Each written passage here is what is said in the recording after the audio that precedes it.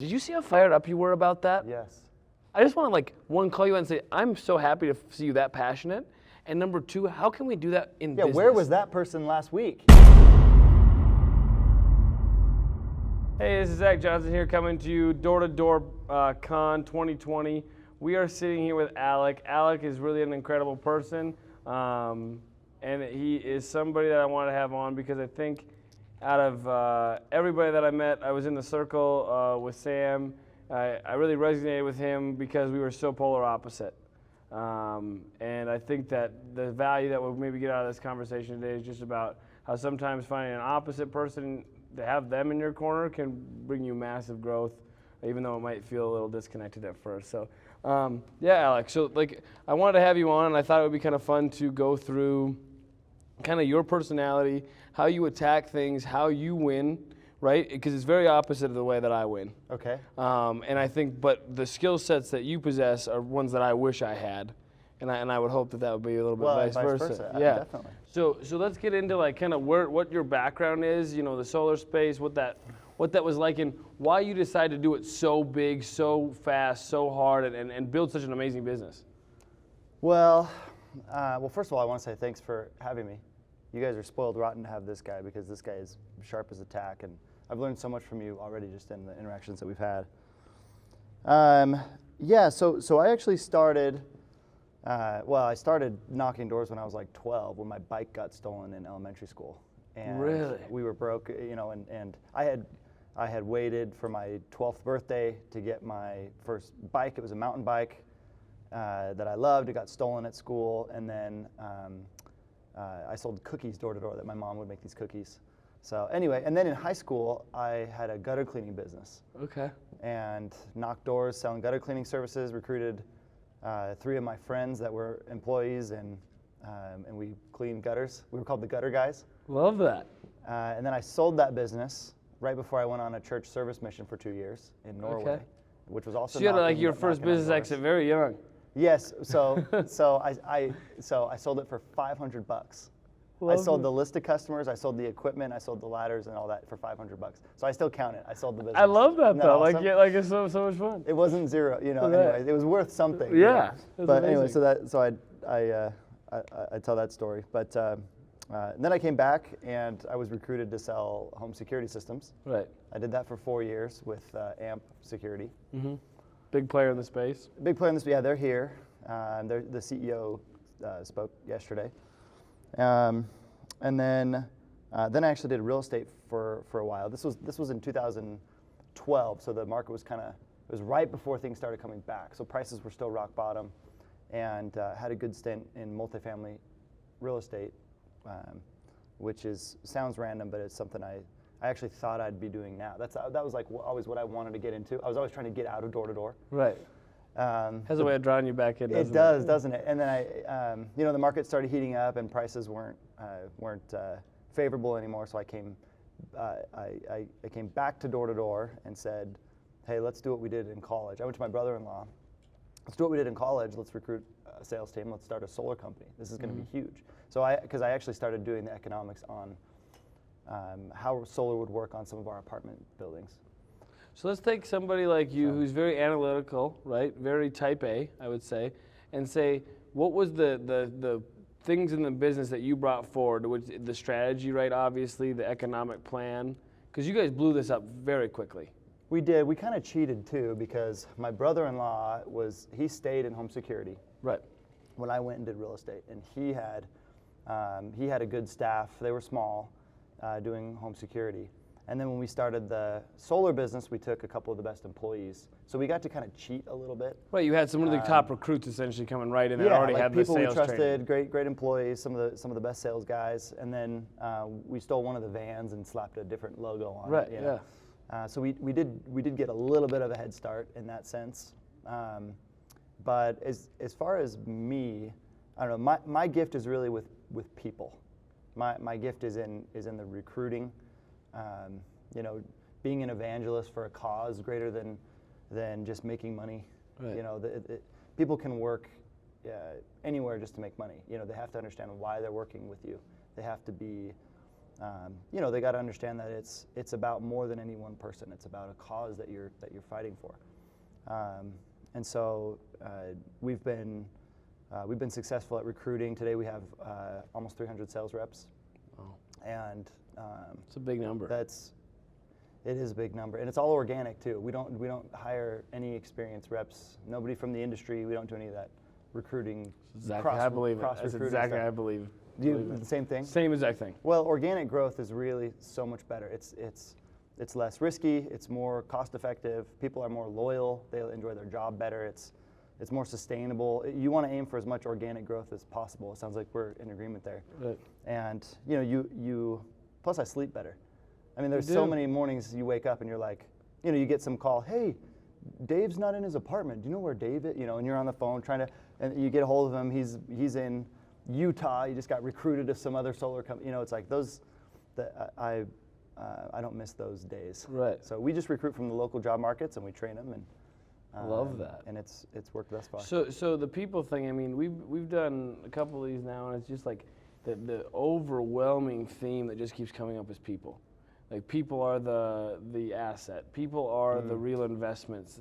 People are everything to business. What when you're talking about being that person coming out and finding those people and bringing them into a cause and a why, what do you think is like the things that really draw them in? Because 300 reps is nothing to like scoff at. That is a large sales. It's a lot team. of people. It's terrifying sometimes. Yeah, and it should be, right? I mean, that's what makes it worth it. Yeah. The fear is kind of a driver. Yeah, no, that's true. Yeah, there's, I mean, if you're not scared, then you're doing something wrong, right? Right. But it's fun. It's a fun kind of, it's more of it's a challenge. It's a positive type of pressure that I love. I actually get bored if I don't feel somewhat, nervous or scared. Or, yes. That something could go wrong. But yeah, I mean, finding the right people is crucial. There's a book called Good to Great, many have read, and Jim Collins says that the age-old saying that people are your most important asset is wrong. The right people are your most important asset. So it's not just people in general, because you've seen this. The difference between a good employee and a great employee is significant. I mean, it's vast. It's enormous. And then you also have, you can find a person that's actually a detractor, that's actually worth more gone than on the team just because they become a cancer to the team. They're not a culture fit. So. The leader's number one job is controlling the culture. And so you're getting people who already have a lot of the same ideals. And for those that don't have it yet, but they have the right foundation, maybe they're just out of school or they're young or for whatever reason you don't see eye to eye yet. But if you can get somebody to read the books. So we do a lot of reading. We do book clubs and we do a lot of required reading for employees. And, because you, as a leader, you can only spend so much time with each individual. Yeah. So you can have the late night calls and spend an hour with them here, an hour there. But if you can get them listening to audiobooks, a 7-hour audiobook or a 4-hour audiobook during their commute, and they just start to rewire their brain with true principles, it's one of the best things you can do for them. And it makes it so much easier to have a conversation with those people too, because you're all in the same framework, right? 100%. So you're speaking the same language. You're exactly right. It's like, hey, well, and you save so much time. Like for example, there's a book called Work the System, and it's about setting up systems for repeated problems. You should never solve the same problem twice. If you see a recurring problem, set up a system so that you're not continually putting out fires. Right. So anyway, he has a terminology called whacking moles. So he says, you feel like you're playing whack-a-mole, like you're whacking moles all day, and by the end of the day, you accomplish nothing because the moles they're still alive, they're still popping up. Yep. And many managers have that problem. They're taking phone calls and they're stressed out and they're losing hair because they're just whacking moles. Mm-hmm. So anyway, that's an example of terminology that we use. You just say, you're whacking moles, and instead of having to explain it, you see what I'm saying? Yes, it's an image. It's a thought picture. That's the biggest thing too. Is like when your team can start thinking in images, right? It has a very Saves so much resounding. time. Yes, totally.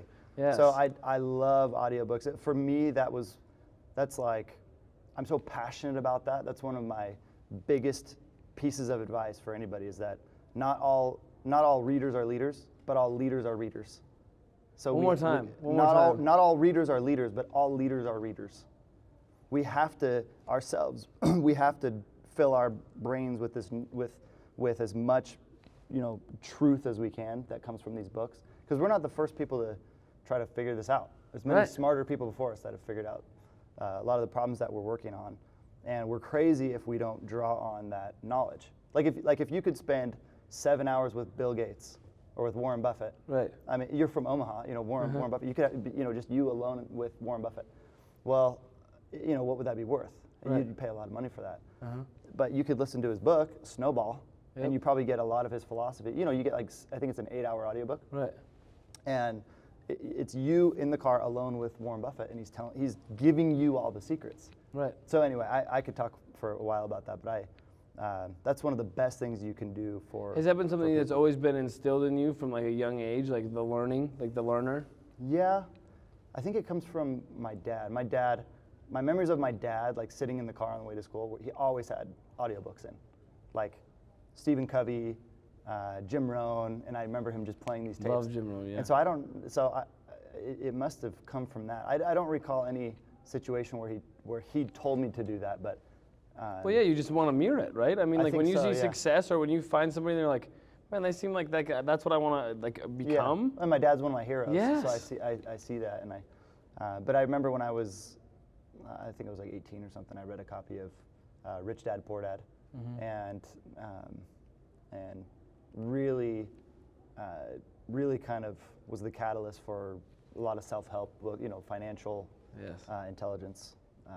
Kind of that desire to learn more. It's amazing. So going through and running a 300-person organization and. Well, there's 500 total. So we have 9 construction crews. Wow. Each crew has a crew of 5 or 6, and then there's it's great. It's a massive. Lot of people. So we talk about people and we talk about these book clubs and other things. What is something that you're doing intentionally to make sure like you're when you find that great employee, they don't need a lot of work, but what do you do to really make sure that you let them maybe not know that they're a great employee, but really invest into them, right? Because sometimes when you get a great employee, you tell them that they're great and it ruins them. Oh yeah. Like have you seen this? Yeah. Yes. Yeah. If you tell them that they're great, it ruins them. Yeah. They become to like be like, oh, geez, I'm just here to have like this is a great thing. Like I didn't realize I. No, you're right. I mean, if no one can ever feel like they've got it in the bag. Almost like with a customer. Like if you're too like, oh, you'll definitely qualify for this. Oh yeah, this will be super easy. We're going to save you a ton of money. It's kind of a turn off. Like they're like, okay, this is cheap and easy, and they're giving this to everybody. So, hey, do you have a card or something, and I'll call you back. Yep. There's no kind of urgency. Right. It's almost the same idea. Like with people, we want what we can't have. So even when someone's doing great. First of all, you should recognize them and catch people doing good. Absolutely. But it always has to be a challenge.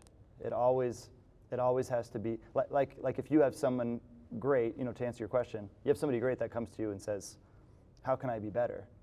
You should always have an answer for them as the leader of some sort of feedback. Here's what you're doing well. Here's what I would like to see, and I think sharing that, and only the best people will come to you. Right. But most people, you have to set up an agreement with them, an agreement to coach and to be coached. Because if you just start spewing out feedback, you just look rude, and it's not effective because they have a wall. They get defensive, so they don't internalize it. But you want to set up an agreement with them. Can you break me down that agreement? Because I think that's a powerful concept. Yeah. Yeah, so like, for example, so it will contrast the wrong way and the right way. So if I say, hey, Bob, you're screwing up, man. I wish I could see you doing better with X and blah, blah, blah, blah, blah, blah, blah. I don't know, that's a bad example, but you get my idea. Yes, like, you're going to be like, well, no. Instantly, I'm going to be defensive. Yeah, you're going to think of well, what do you mean I'm screwing up? Well, no, she messed this up. Whatever. The finger pointing begins, and then it loses all of its. Yes, totally. Got it. And we've had some really good coaching trainings just at this event alone. But an example of an agreement would be, hey, Bob, one of the most, after you kind of broken this, hey, how are you? How are things? One of the most valuable things that I can do for you is to give you feedback that's going to help you level up. You've done a lot of things really well, and the truth is at your level, there's not a lot of people who can help you level up and provide that feedback for you. So I do have some feedback. Can I be candid with you? Absolutely. And the answer is always absolutely, or the answer is always in the affirmative. Yes. In my experience, like they'll always say, like, "Oh yeah, of course, I'm always open to feedback." Now what we just did is set up an agreement. So now I have your permission to share this feedback.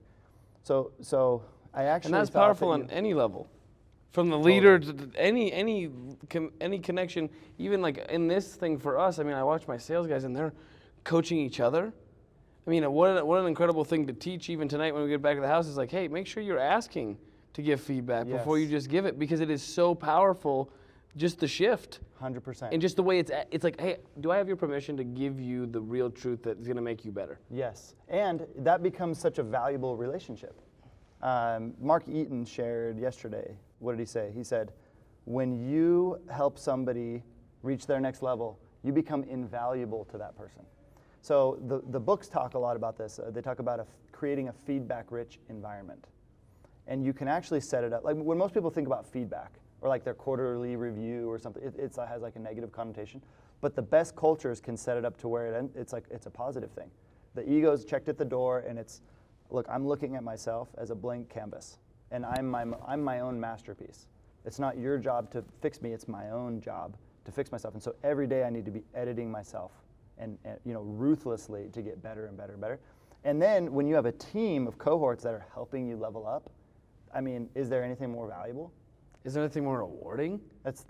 Exactly. That's like presence and purpose and passion all like wrapped up into one. Like your life is just really moving in a place that's like, I don't know, that's the thing I'm starting to realize about all this stuff. Like, man, people are like, I'm like, I want to do a podcast. And they're like, why? And then I'm just like, because I want to grow. Yeah. Because I sincerely, when I have conversations with people, it's like, you are different than me, and I'm so excited to like, one thing that you might do differently than me, I can't wait to learn that. Yeah. And I think so many people get hung up on all these ideas of like, well, it's not perfect. We're sitting in a conference room, like it's not perfect. It's not this production. It's not all this. But it's like you have to take that step to just say, I want to learn more than anything, and I will like look like a bit of a doofus if I need to, just to learn. Yeah. Like I will just commit to growth more than anything, and I'm going to ask everyone that I find valuable to come and talk with me because I can learn something from them. Totally. Well, and you learn that about great leaders. You learn that they're very curious people. Like they have that mentality that I call it a permanent beta mindset. Have you heard of that? Like permanent beta.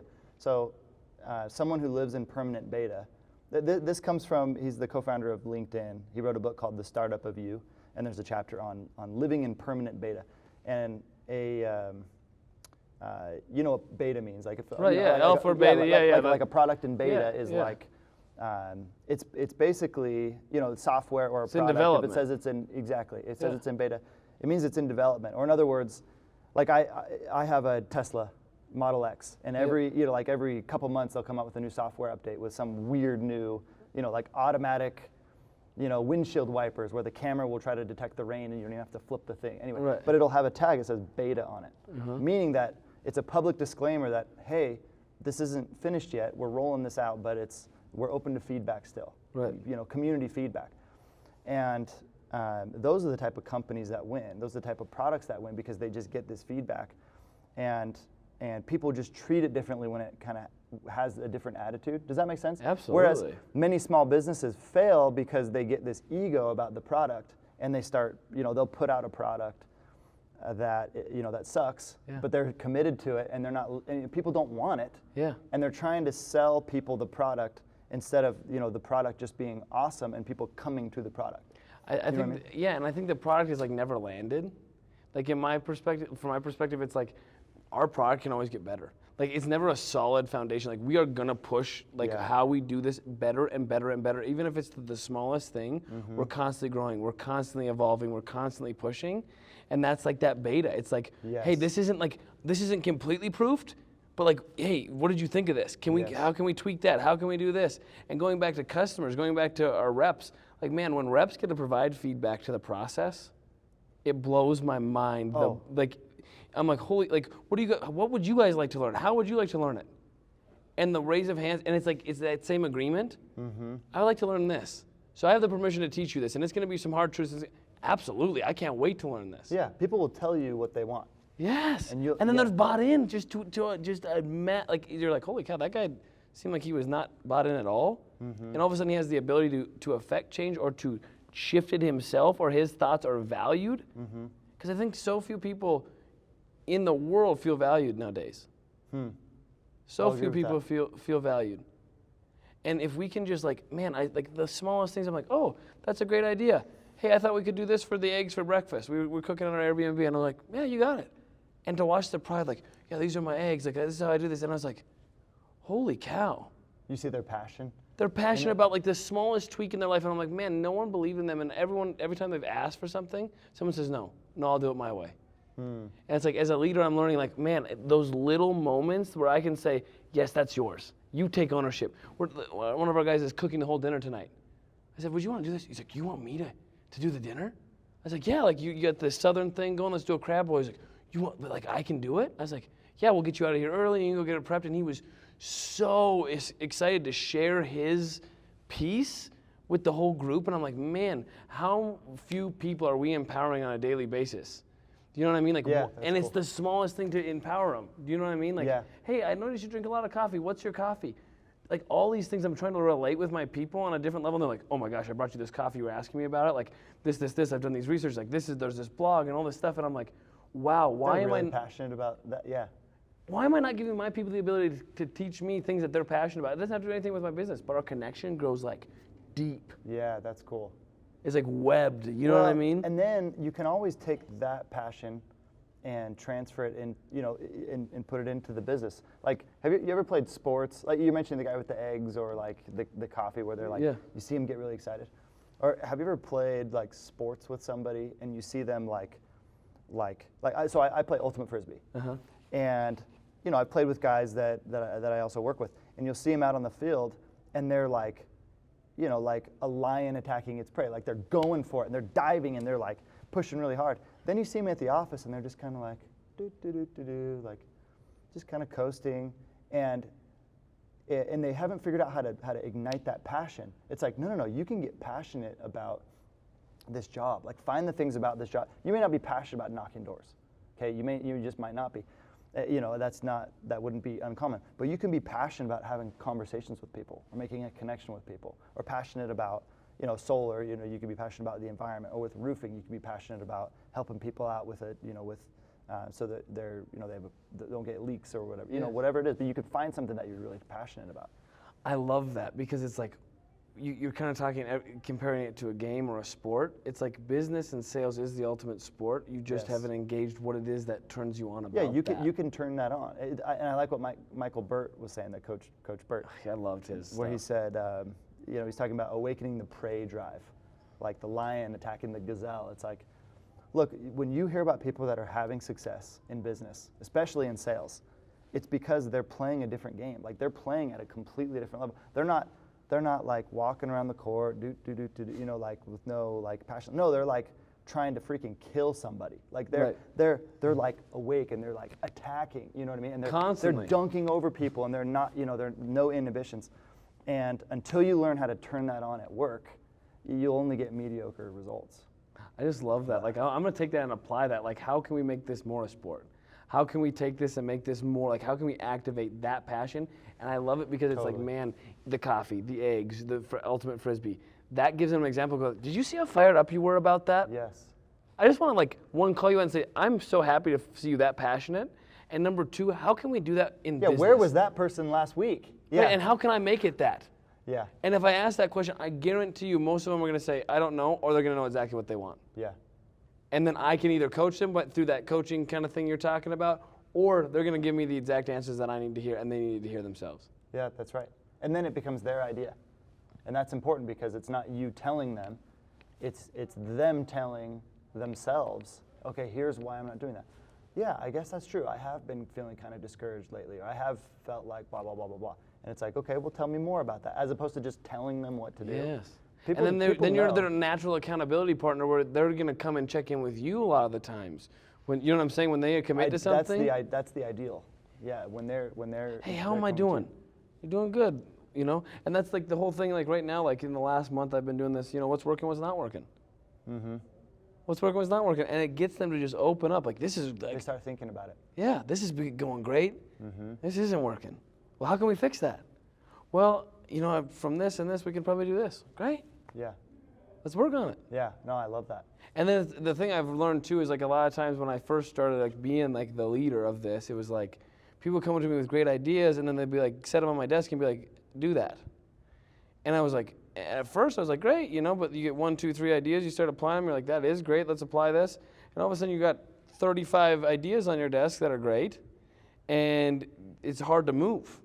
And so now what I've done is like, you know what, if you believe in that so strongly, I'm going to give you these tasks. I want you to write this up. I want you to build me a business plan on that. I want you to show me the pitch. I want you to type it up. I want you to write it up. And I want you to give me maybe like a research paper. Give me some quotes from some books that would back up your point on this. Yeah.